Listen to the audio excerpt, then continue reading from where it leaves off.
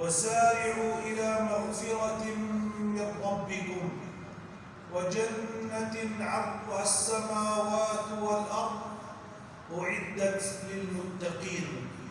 ويقول سبحانه: سابقوا إلى مغفرة من ربكم وجنة عرضها كعرض السماء والأرض أعدت للذين آمنوا بالله ورسله ذلك فضل الله يؤتيه من يشاء والله ذو الفضل العظيم. أيها الإخوة المؤمنون، ندب الله عز وجل في غير آية في كتاب ربنا عز وجل ندب عباده إلى المسارعة في الخيرات واغتنام الفرص قبل الممات على الفور لا على التراخي. وقد ذكر الشافعي الإمام رحمه الله تعالى أن هذه الصفة صفة العقلاء من الخلق.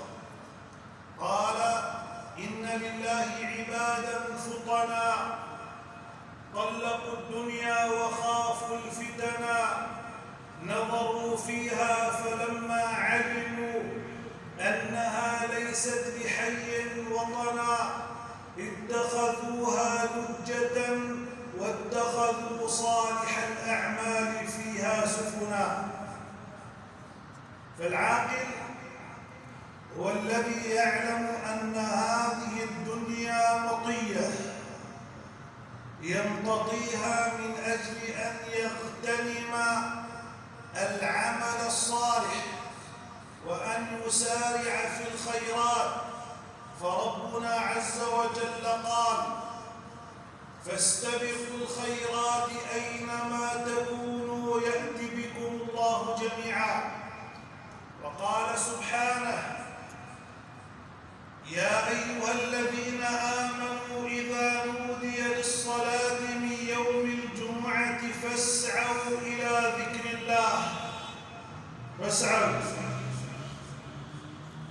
إلى أمر العبادة سعيا وإلى أمر الدنيا ماشيا. هو الذي جعل لكم الأرض ذلولا فامشوا في مناكبها وكلوا من رزقه وإليه النشور. لأمر الدنيا ماشيا، هكذا يفعل العاقل، لأنه كله مقدر ومكتوب. والأخذ بالأسباب بأدنى الأخذ يحصل ما كتبه الله سبحانه وتعالى لك. حتى قال العلماء في كلام جبريل للنبي عليه الصلاة والسلام لما علمه أوقات الصلاة، سأله ما بين طلوع الشمس إلى وقت الظهر، قال: هذا وقت لك ولأمتك، فيكفي فيه السعي والرزق سيأتي بإذن الله عز وجل. العاقل أيها الإخوة يعلم أن هذه الحياة فرصة، فيسارع في الخيرات.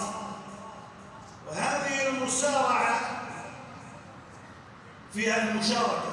سارع شارك فاعل، سارع خير أسرع، أسرع بنفسه، سارع أن ينافس غيره. للأسف الأحوال العامة المنافسة تكون بأحوال الدنيا،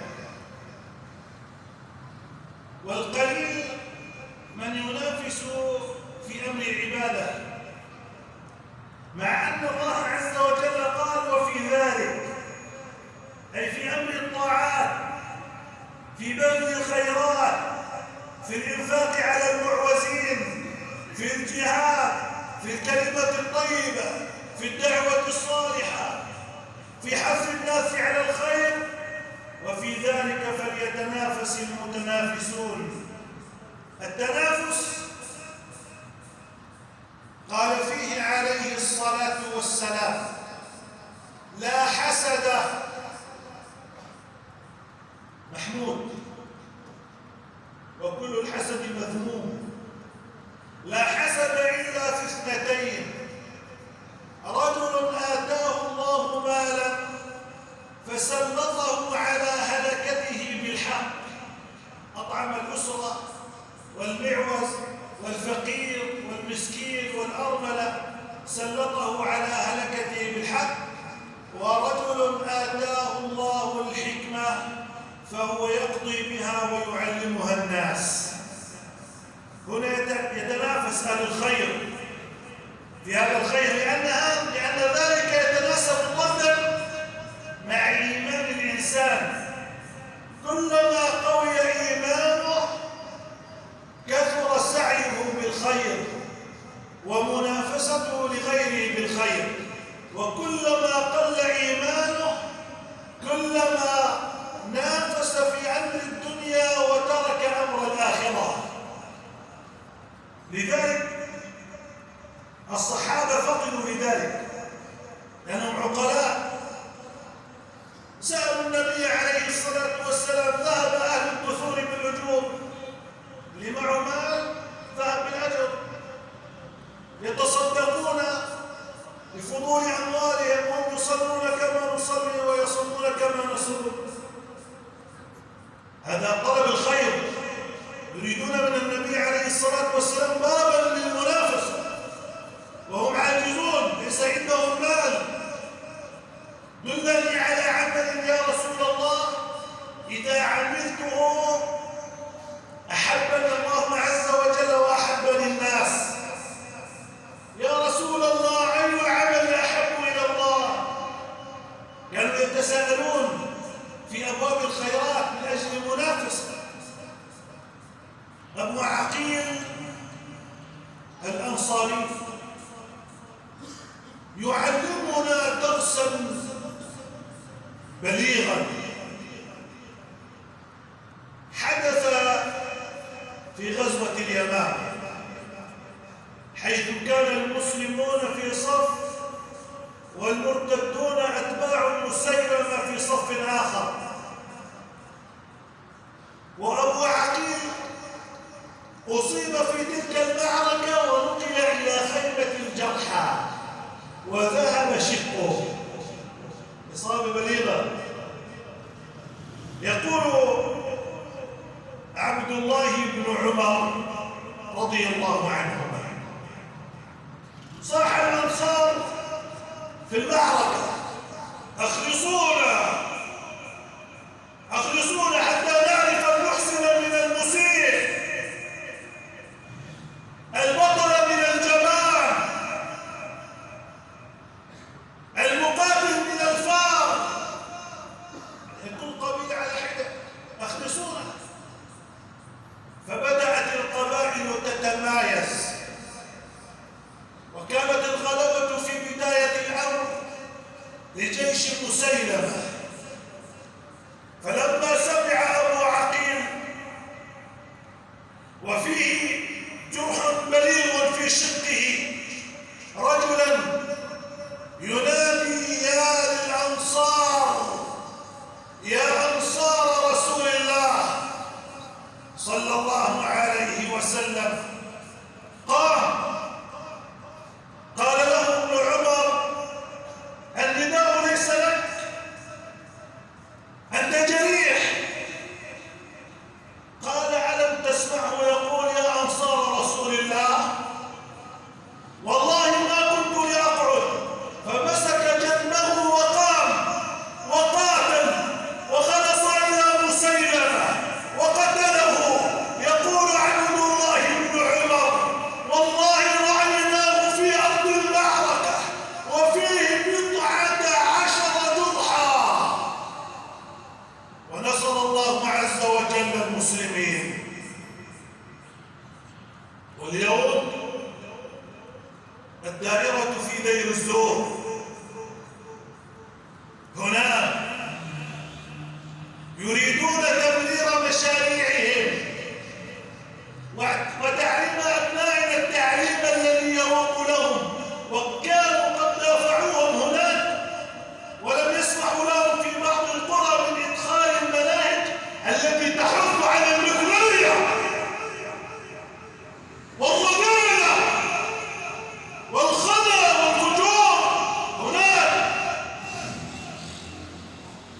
يقول الشرفاء: نريد أن ندافع عن حقنا في توجيه شبابنا وأطفالنا وبناتنا ونسائنا هناك حيث تجند الفتيات ويلبسن اللباس الفاضح، يحاولون إبعاد النساء عن دين الله وعن الخير والفضيلة.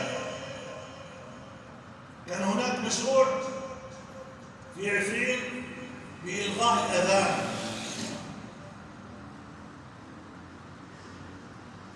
قاموا عليه يريدون إلغاء الأذان، منع الأذان. وهنا بعض الناس كأن الأمر لا يعنيهم، لا دعاء ولا التجاء ولا كلمة، أفراح وصخب واقتتال وتبذير في الذخيرة وتبذير في المال. عجيب. البارحة أحد العلماء يضع في عندهم صورتين: صورة للمفرقعات الاحتفال، وصورة